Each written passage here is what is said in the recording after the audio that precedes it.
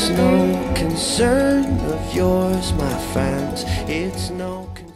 I'm Jake. I'm Tom. And we are VIMTV, Velocities in Music, here today to bring you another album review. This one is from a band called Punch Brothers. The album is called Who's Feeling Young Now?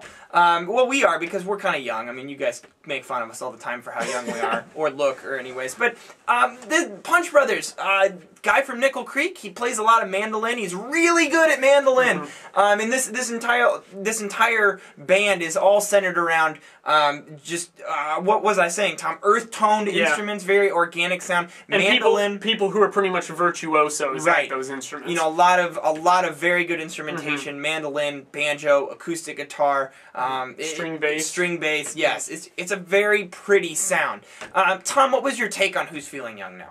At first, I actually was a little put off by it. And I grew to really like it. And I think what I didn't like about it at first is the blend of the very much pop vocals with the really authentic bluegrass instrumentation. And I think it would actually be a huge mistake to call this a bluegrass album, because it's really not. The songs are more constructed to act as more intricate pop works. You can't really call them strictly pop because there's a lot of interesting structures going on, some really cool rhythmic devices, tempo changes. No two songs are exactly alike. That's something that this guy really appreciates here. And so because of that, you can't quite call it pop, but it's just not quite down-home, authentic enough to call bluegrass, I feel like. I mean, when I think bluegrass, I just picture a bunch of old guys sitting on a broken-down porch, and I don't get that feeling from this quite as much. But still, I like the instrumental setup,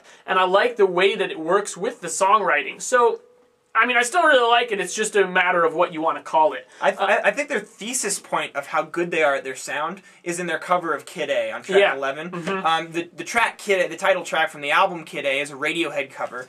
For those of you who aren't familiar with it, shame on you. But they do such a good job of making that their own. You know, they totally take the Punch Brothers sound of mandolin and the scraping of the guitar string, and it's a perfectly done cover. You know, it really is. Almost lives up to the original. It's definitely good enough of a cover. They make it their own enough that it's worthy of being on the album, and it showcases all of the good qualities about Punch Brothers. And it puts it at the end. It's a great way of summing up the album towards the end.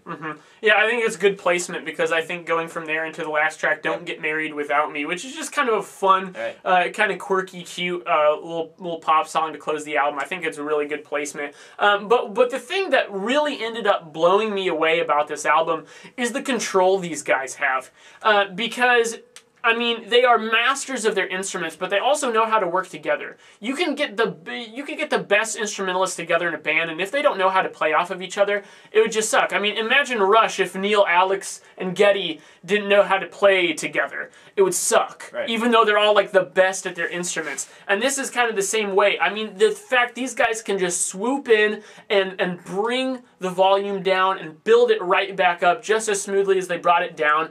I mean, if I was trying to explain to someone the difference between volume and intensity, I would put this album in a textbook. I would, because the times when they get quiet, they can still play with that intensity and keep it up and build it back up. Yet then also some of the louder parts are not so intense. And so to be able to have that dynamic in here just shows a mastery of your style and the way that you perform and together. Songwriting, for that matter.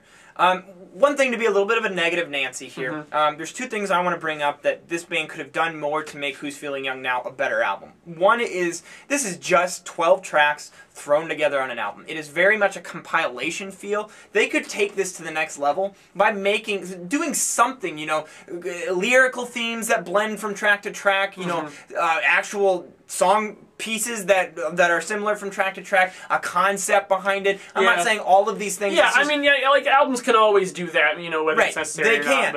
They can. But I really don't get a strong sense of cohesiveness from all these tracks. I feel like it is just 12 tracks on a CD, more of a playlist of Punch Brothers tracks from this time period. Not necessarily anything wrong with that, but that is something that you can always do to make an album more interesting, better, more relatable. Because relatability is kind of an issue for me on this one. And I put the blame solely on the vocalist. He has this very high voice. It sounds like the guy from Guster, the lead singer from Guster. Reminds me also a lot of Duncan Sheik. If there are any Duncan Sheik fans out there, check both those artists out if you haven't. They're both pretty good. So you have all these organic, earthy sounding instrumentals, and then you have this really kind of sharp sounding, high end vocal part that it just doesn't. It sounds super bubbly and bubblegum pop.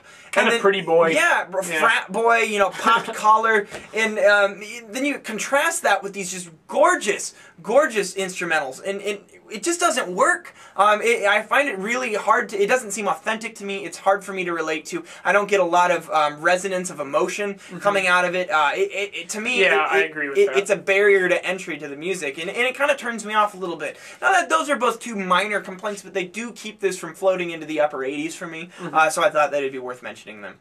Overall, I'm sitting at the cusp of just being a great album. I'm at 79. I think Tom liked it a little bit better than me. I'm going 83. I really enjoyed this one. Now, what did you guys think of this record? You know, Punch Brothers are doing some really cool stuff. They got a lot of fans out there. I'm interested to see what you guys think. So tell us what you think at www.velocitiesinmusic.com or youtube.com/velocitiesinmusic. As always, follow us on Twitter. Like us on Facebook. That's where we talk to our fans the most, and we would love to see you out on Facebook and Twitter. I'm Jake. I'm Tom. And we are VIMTV, moving music critique forward.